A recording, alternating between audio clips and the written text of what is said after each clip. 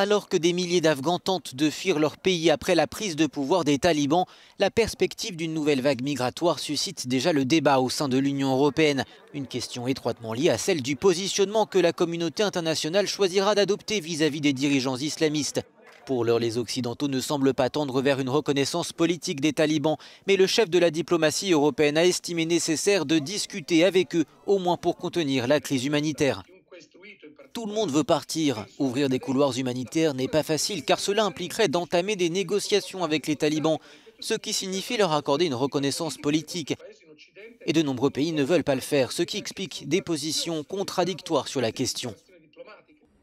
Autre question qui se pose, les Européens parviendront-ils à se mettre d'accord sur une politique commune de gestion des migrants afghans, étant donné leur division sur le sujet? Il va sans doute falloir composer avec le contexte politique de chaque pays. Les pays européens sont un peu traumatisés par la crise des réfugiés de 2015. À l'époque, elle avait renforcé l'AfD et l'extrême droite allemande et avait un coût électoral jugé trop élevé. Aujourd'hui, les pays européens semblent très divisés sur la question avec des oppositions de Viktor Orban qui dit ne pas vouloir payer le prix des erreurs commises par les États-Unis jusqu'au groupe politique d'extrême droite italien.